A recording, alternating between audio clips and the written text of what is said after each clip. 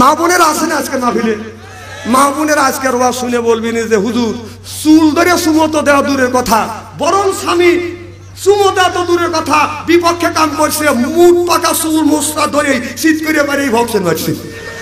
হ্যাঁ, আপনারা বউ মারেন? হ্যাঁ, না না, বউ কেন মারবেন? বউ মারা হারাম, খবরদার বউ মারবেন না। মা বোনের আজকের ওয়াজ শুনে বলতেছে আরে এত সুন্দর সোনার মৌলবী কোনে আছে হুজুর, ভালো করে বুঝুন। না না, বউ মারবেন কেন? এটাকে মারার জিনিস? এটা মারার জিনিস না, আদরের জিনিস। দেখেন এই বউ আপনার জীবনে দেখে নাই 50 মাইল 60 মাইল দূরে বাড়ি, মা বাবা আত্মস্বজন ভাই বোন ছাড়িয়ে আপনার সাথে তিন কথা বলে কবুল বলে আপনার সাথে ঘর সংসার করছে, আপনাকে খাবার খাওয়াচ্ছে, আপনাকে রান্না করে খাওয়াচ্ছে, আর সেই বউকে মারে। যা ডাউল রান্না করছে একটু লবণ কম হয়েছে, হইতেই পারে, তারপরে হে বউ লাঠি হাতে নিয়ে আইডিয়া লড়ি নিয়ে হাতে নিয়ে দাদা চাষা শ্বশুর বাড়ি নিয়ে গেছে। হ্যাঁ, না না, বউ মারা হারাম। যারা বউ মারবে তাদের হাতের মোনাজাত দান খয়রাত আল্লাহর দরবারে কবুল হইতে পারে না, হবে না। মা বোনেরা শুনে বলতেছে আরে এত সুন্দর সোনার মৌলবী কোনে আছে হুজুর, ভালো করে বুঝুন। না না, কেন বউ মারবেন? আল্লাহ নবী বললেন ও নারী রে, তোমার স্বামী যদি তোমাকে মাইরিয়া থাকে, তোমার স্বামী যদি তোমাকে মাইরিয়া থাকে, তোমার স্বামীকে যদি তোমাকে মাইরিয়া থাকে, এই জিনিসটা তোমার স্বামী মারছে, এই জায়গাটা তুমি চিহ্ন করে রাখো। স্বামী মারছে এইটা যদি চিহ্ন করে রাখতে পারো, স্বামীর হাতের ছোঁয়া তোমার শরীরে যেই জায়গা লাগছে, মা আল্লাহ নবী বলছে স্বামী মারছে ওই জায়গাটা চিহ্ন করে রাখো। স্বামীর হাতের ছোঁয়া তোমার শরীরে যেই জায়গা লাগছে, মা দোজখের আগুনে কোনোদিন ওই জায়গা পুড়বে না। আর মা বোনেরা শুনে বলতেছে না মারে ভালোই করছি। তালি স্বামী কি রহমতের হাত, কি বরকতের হাত, সুদ খাওয়া হাত, ঘুষ খাওয়া হাত, বিড়ি খাওয়া হাত। বিড়ি যারা খায় তাদের হাত দিয়ে গন্ধ, মুখ দিয়ে গন্ধ, দাড়ি দিয়ে গন্ধ, জামা দিয়ে গন্ধ, লেবে দিয়ে গন্ধ, বালিশ দিয়ে গন্ধ। আমার হয় সন্দ ওর বউ থাকে কেমনে রে আল্লাহ রে, জোরকান ঠিক কিনে কি লেখছে ফালতু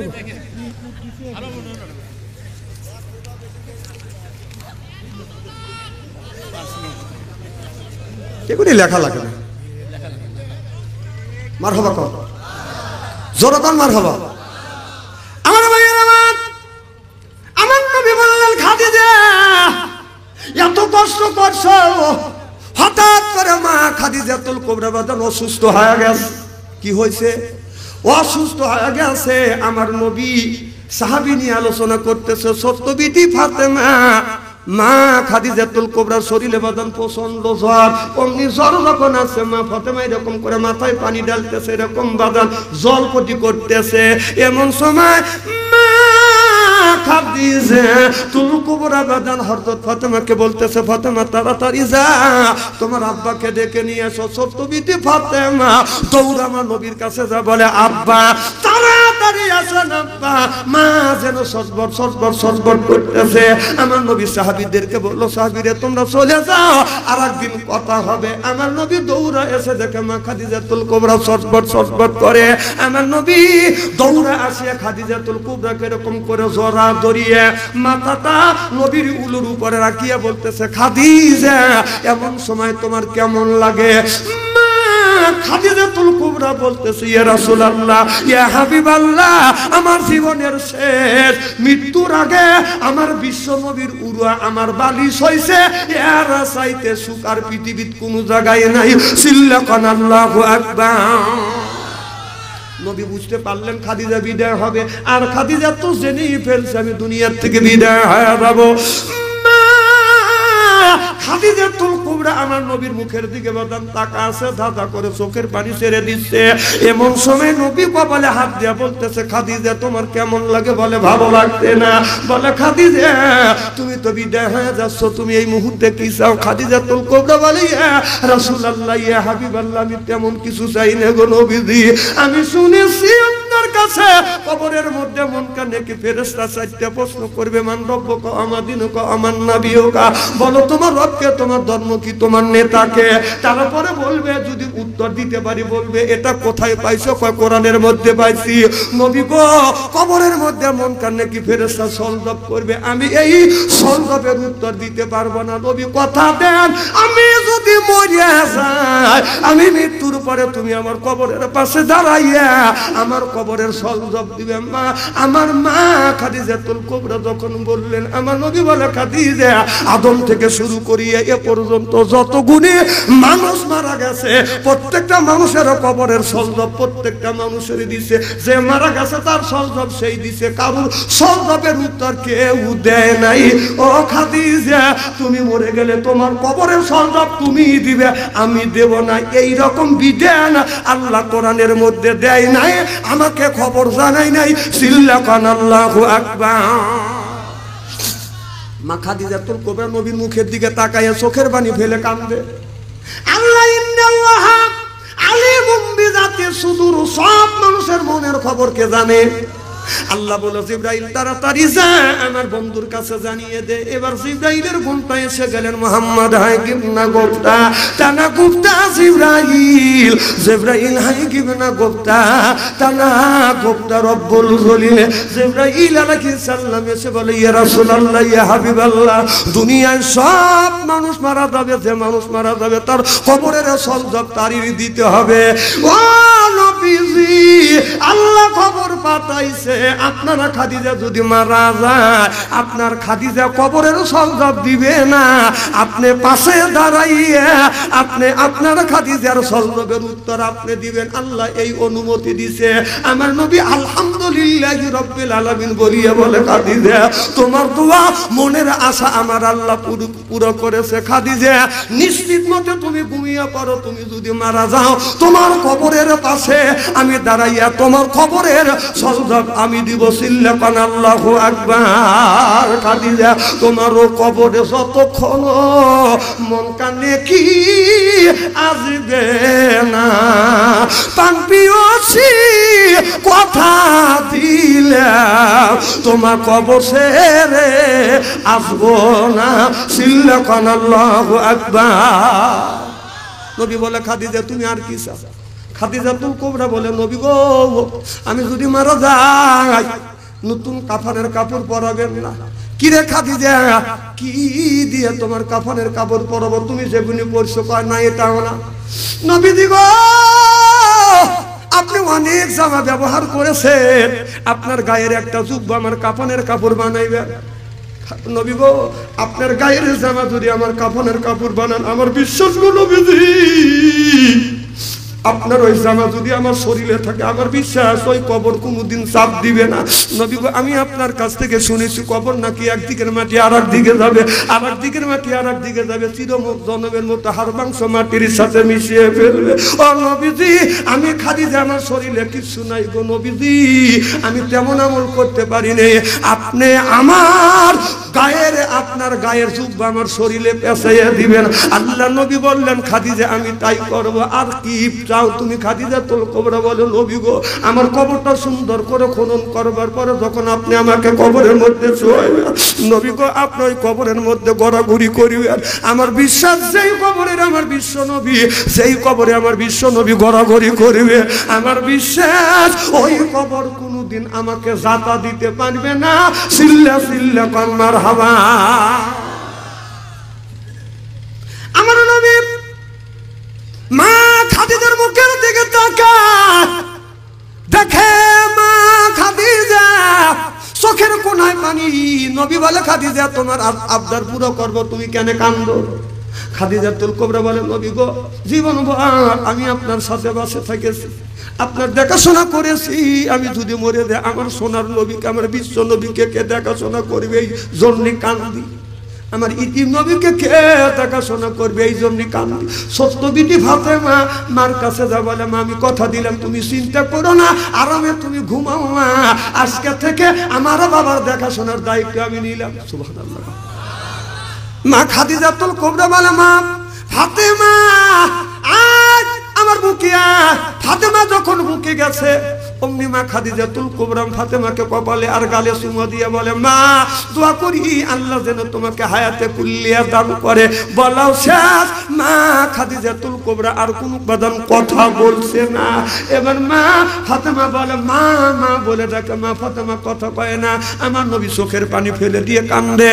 এমন সময় মা ফাতেমা ডেকে বলে, আব্বা, ও বাবা, মা কথা বলছে না, আপনি কাঁদতেছেন, কি হয়েছে? আমার নবী বলছে, বিটি ফাতেমা, তোমার মা খাদিজাতুল কুবরা আর জিন্দা নাই, তোমার মা খাদিজা দুনিয়ার থেকে বিদায় হয়ে গেছে, আর কোনোদিন তোমাকে আর ফাতেমা বলে ডাকবে না, তুমি মা বলে ডাকতে পারবে না, মা ডাকটা চিরতরে বন্ধ হয়ে যাবে। অমনি মা খাদিজা সত্য বিটি অমনি মার গলা ধরে কান্দে, মালে আজকে থেকে আর জীবনে তোমাকে আমি মা বলে ডাকতে পারবো না। মা বলে গেল না, আজকে থেকে আমি খাদিজা, আমি ফাতেমা কাকে মা বলে ডাকবো? ভাইয়া, যার মা নাই সে তো মায়ের ব্যথা বোঝে। বাবা মারা গেছে, সেই কিন্তু বাবার ব্যথা বোঝে। মা যার দুনিয়ায় নাই, অনেক যুবকের মা নাই, বাবা শুধু বেঁচে আছে। যুবকটা যখন বাড়িতে আছে, মার কথা যখন মনে হয় যুবকের কলিজা ফাইতে যায়। এ যুবক, আমার বাবা বেঁচে ছিল বাদান এই জমিনে 97 বছর বয়স, আমার মা এই জমিনে 112 বছর পর্যন্ত বাদান জীবিত ছিল। আমার মা যখন বেঁচে ছিল, আব্বা যখন বেঁচে ছিল, আমি যখন মাহফিলে গেছি, আমার মার পায়ে হাত রাখছি, চুমো দিছি, বাবার পায়ে হাত রেখে চুমো দিছি। মা জিজ্ঞেস করছে, বেটা কখন আসবে? বলছি 12টায় আসবো। বাবা বলে, বেটা কয়টায় আসবে? 12টায় আসবো। আবার মাহফিলে যখন যাওয়ার জন্য ব্যাগ টানতে নিছি, মা বলছে, সোনার বেটা তুমি কখন আসবে? আমি বলছি, মা রাত 12টায় আসবো। ও বাজার, এখন তো প্রাইভেট কার নিয়ে যায়, তখন 10 মাইল 15 মাইল 20 মাইল পর্যন্ত বাজার হেঁটে গেছি। আপনাদের বাগাবাড়ি ওই পাড়া বাজার, আমি মাহফিলে আসছি বাজার হেঁটে গাইছি, অথবা গাড়ির বাজার আপনার বাংতি গাড়িতে আসছি। মাহফিল করিয়া রিক্সা ব্যাগ তখন ছিল না, বাগাবাড়িতে হাইটে বাজার আমি সাজাদপুর গেছি। এত কষ্ট করছি। রাত যখন 12টা 11টা বেজেছে, আমার মা আমার বাবারে বলছে, স্বামী গো, আমার বেটা বাপসু মাহফিলে গেছে, তুমি যাও, আমার বেটা ভয় পাবে। আগে তো ঘর বাড়ি ছিল না, মানুষ ভয় পাইতো। আমার বাবা 3 রাস্তার মোড়ে বাদাম দাঁড়াইছে, 11টার সময় দাঁড়াইছে। যা চিন্তা করছে, ডানের রাস্তা যদি আগা যায়, ছেলে যদি বামের রাস্তা দিয়ে আসে, তাহলে সামনে ভয় আছে, ছেলে ভয় পাবে, ওই জায়গা দাঁড়া আছে। আবার চিন্তা করছে, বামের রাস্তা দিয়ে গেলে ছেলে যদি ডানের রাস্তা দিয়ে আসে, সামনে ভয় আছে, ছেলে ভয় পাবে, বিদায় আমি ভয় পাবো, বিদায় আমার বাবা 3 রাস্তার মোড়ে বাদাম দাঁড়া আছে। 12টা বাজছে আসি নেই, 1টা বাজছে আসি নেই, 2টা বাজছে আসি নেই, 3টা যখন বেজেছে বাদানা, কুয়াশার মধ্যে, শীতের মধ্যে, অন্ধকারে বাদান আমি এসে দেখি আমার বাবা কোন শীতের মধ্যে, কোন কুয়াশার মধ্যে পাতলা একটা পাঞ্জাবি গায়ে দিছে। আজ থেকে 20 থেকে 30 বছর আগে কারো ঘটনা। কোন শীত, হালকা বাদান একটা চাদর গায়ে দিছে। তখন তো এইরকম শীতের পোশাক ছিল না। এসে দেখছি বাবা থর থর থর থর করে কাঁপতেছে, চোখে দেখা যায় না। এসে বলি, কে? বাবা। বাবা বলে, বেটা আসছে। আমি বললাম, হ্যাঁ বাবা আসছি। এসে দেখি বাবা শীতে বাঁকা হয়ে গেছে, থর থর করে কাঁপতেছে। কি গো বাবা, আপনি কখন এসে দাঁড়া আছেন? বাবার গায়ে আপনার নিয়র পড়েছে, কুয়াশা পড়েছে, চাদর গুনি ভিজে গেছে। আমি বলছি, বাবা তুমি কখন আসছো? বাবা বলে, রাত 11টা থেকে রাত 3টা পর্যন্ত দাঁড়া। বাবাকে যারা ধরছি, বাবা আমার জন্য আপনি এত কষ্ট করছেন। বাবা প্রত্যেক দিন নিষেধ করছি, তারপরও বাবা আঘাত। এখন বাবা না, আর কে 3 রাস্তা পরে আমার জন্য অপেক্ষা করে না।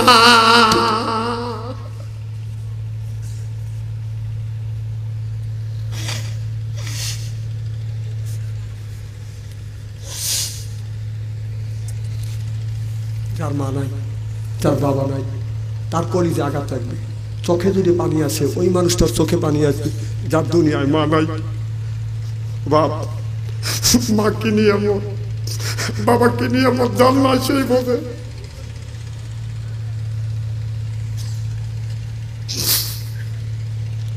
আমার বাবা মৃত্যুর দীর্ঘ, মা বাবা মৃত্যুর পর বেঁচে ছিল, মা বেঁচে ছিল 112 বছর পর্যন্ত। আমার মা বিছানা ভরে পেশাব করছে, আল্লাহর কসম করে বলতেছে এই হাত দিয়ে আমি আমার মার পায়খানা পেশাব পর্যন্ত পরিষ্কার করছি, গোসল করা দিছে, হাত দিয়ে খাবার খাওয়াইছি। আজকে আর বাড়িতে যাই আমার মাকে আর মা বলে ডাকতে পারি না। আমি দেখছি রাত 2টা 3টা যখন মাহফিল করিয়া যখন আমি বাসায় গেছি, রাত 2টা 3টা বাজান বাসায় গেছি, বাসা যা দেখি বাড়িতে বাজান ঝিনঝিন ঝিনঝিন করতেছে বাজান, আপনার কুকুরা পাখিগুনি ক্যাং ক্যাং করে ডাকতেছে। ও বাজান আমি আমার ভাইদের ঘরে দরজার পাশে গেছি, কোনো শীত শব্দ নাই, বিবির ঘরে দরজার পাশে যে হাত নক করছি বাজান, দরজা বন্ধ, ছেলের ঘরে দরজা হাত দিছি, দরজা বন্ধ। মা 112 বছর বয়স, ঘরে দরজা হাত দিছি, দরজা খুলে গেছে, যা দেখি আমার মা 112 বছর বয়স এখনো বাজান ঘুমায় নাই, মা বসে আছে। আমি আমাকে সালাম দিছি, মা তুমি কেন ঘুমাও না? মা বলে বেটারে বাড়ির সব মানুষ ঘুমাইতে পারে, কিন্তু আমি মা আমার চোখে ঘুমাছে। যতক্ষণ পর্যন্ত তুমি বাসায় না আসো, বাড়িতে না আসো, আমি মা, আমাকে মা বলে যখন ডাক দেয় আমি মা, আমার আত্মা বলে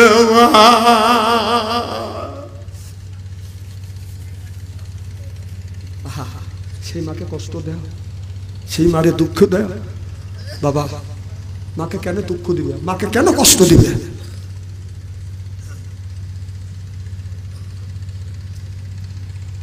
বেঁচে থাকতে এক মুঠো ভাত, তুমি বেঁচে থাকতে এক মুঠা ভাত দেও নাই মা বাবার মুখে, মরে গেলে দাবাত করে খাওয়াও পাড়ার মানুষকে, মইরা গেলে দাবাত করে খাওয়াও পাড়ার মানুষকে।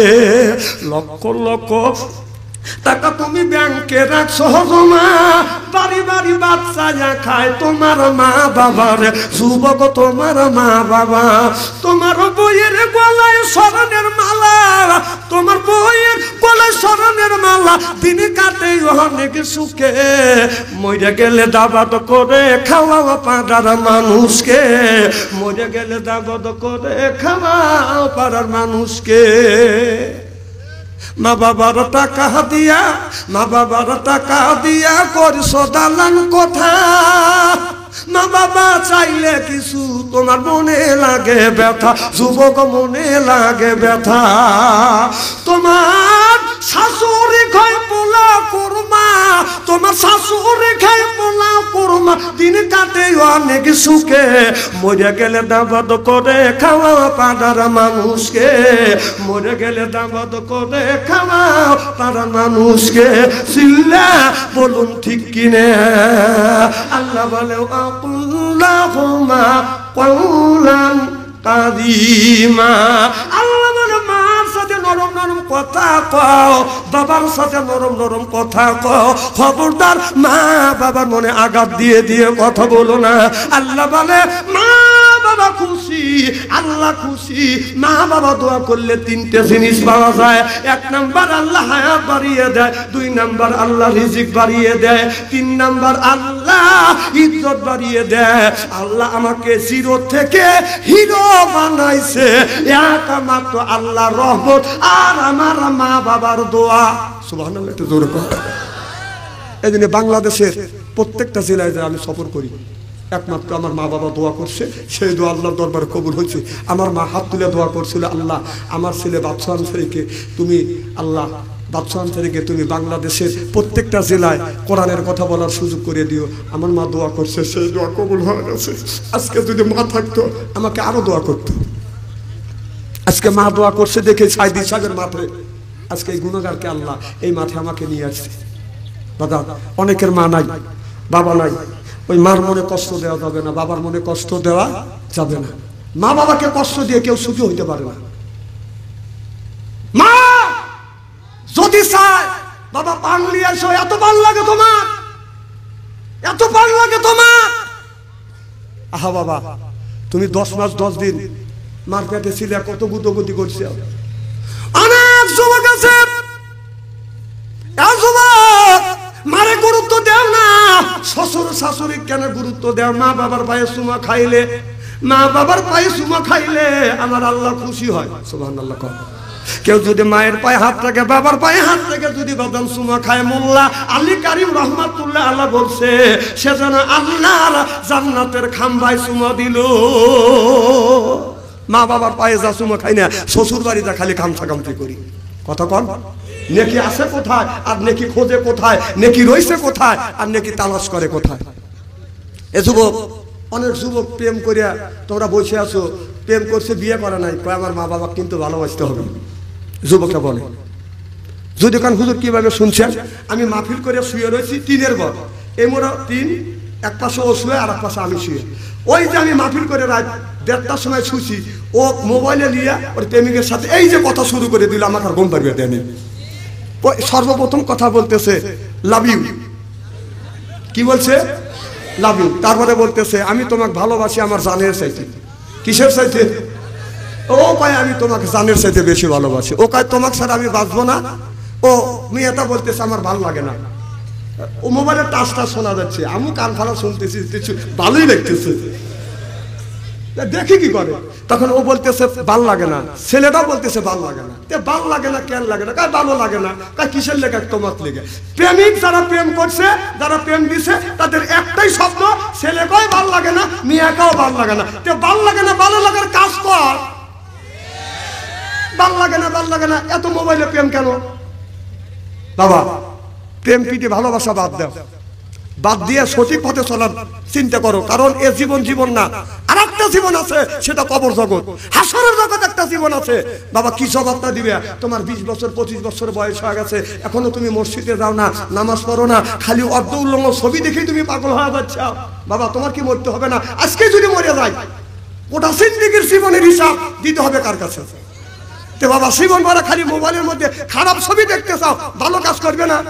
হ্যাঁ, তোমার বাবা 70 বছর বাইসে আছে, আর তুমি যে 70 বছর বাইসে থাকবে, এটার কি গ্যারান্টি আছে? কেউ দিতে পারবে? তাহলে আগামী কালকের থেকে আমরা নামাজ পড়বো ইনশাআল্লাহ। আর সামনে আসছে রমজান মাস। কি মাস? কথা কয় না, কি মাস? রমজান মাসে আমরা রোজা রাখবো, জোরকান রোজা রাখবো ইনশাআল্লাহ। অনেক মানুষ প্রশ্ন করে হুজুর রমজান মাসে রোজা রাখলে যদি নামাজ তারাবি নামাজ না পড়ি আমাদের রোজার ক্ষতি হবে কিনা? তারাবি নামাজ না পড়লে রোজার ক্ষতি হবে না। তবে আমার প্রশ্ন হলো, কেন তারাবি পড়বেন না? কেন তারাবি পড়বেন না? অনেক মানুষ ওয়াক্ত নামাজও পড়ে না, রোজা রাখে। হ্যাঁ রোজা হবে, আমি বলতেছি না রোজা হবে না। আপনার একটা হাত যদি না থাকে, আপনার এই মানুষটা কি পরিপূর্ণ মানুষ হবে না অঙ্গহীন হবে? কথা কয় না, জড়কন জড়কন কিহীন, অঙ্গহীন। ঠিক আপনি যদি তারাবি নামাজ যদি না পড়েন, আপনি ওয়াক্ত নামাজ যদি না পড়েন, আপনার রোজা তো অঙ্গহীন হবে। আমার কথা হলো যে রোজাটা আপনি অঙ্গহীন কেন বানাবেন? আমার প্রশ্ন করে হুজুর কাজ করতে করতে যদি হাত কেটে যায়, রক্ত যদি বের হয়, রোজা নাকি নষ্ট হয়ে যায়? না, আপনি তো ইচ্ছে করে হাত কাটেন নাই, ইচ্ছে করে হাত কাটেন নাই, আপনার রোজার কোনো ক্ষতি হবে না। নেকি দিবে কে? জোরকার নেকি দিবে কে? হ্যাঁ, রমজান মাসে প্রেম ভালোবাসা অফ থাকবে। কি যুবক রাজি আছো তো? এই যুবক কথা দিতে হবে, তোমরা তো প্রেম করছো আমি জানি, তবে রমজান মাসে তুমি বলবে রোজার শুরু থেকে শেষ পর্যন্ত তোমাদের সাথে কোনো প্রেমের কথা হবে না। আমাকে ওয়াদা দিতে রাজি আছো? কারা কারা রাজি আছো? তাকবীর দেবে, হাত তুলে দেখা। নারায়ে তাকবীর, হাত টান টান করেন, টান টান করেন। তাতে দেখা গেল বুড়া মানুষ হাত তুলছে। না তোমরা কি ওই পথের পথিক নাকি? না না, রমজান মাস যতদিন ধরে আসবে এতদিন কারোর সাথে অশ্লীল ভাষা বলবো না। কারণ প্রেমিকের সাথে কথা বলতে গেলে তুমি বলতেই পারো একটা কিস দাও, না না বলতেই পারো। আবার প্রশ্ন করে যে হুজুর রমজান মাসে স্ত্রীর কাছে শুয়ে থাকা যাবে কিনা দিনের বেলায়? হ্যাঁ, বিবিকে জড়া ধরে থাকতে পারবেন, সুমো দিতে পারবেন যদি আপনার শরীরের মধ্যে উত্তেজনা ধরে রাখতে পারেন, যদি উত্তেজনা না হয়। আমার কথা কি বুঝতেছেন? আমার কথা বোঝে কি না বোঝে? এখন এই যে আমরা বুড়ো হয়ে গেছি, আমার বউ বিবিক নিয়ে আমার গিন্নিক নিয়ে যে ব্যাপারে থাকি, আমার মনে কিছু বলবে না। কারণ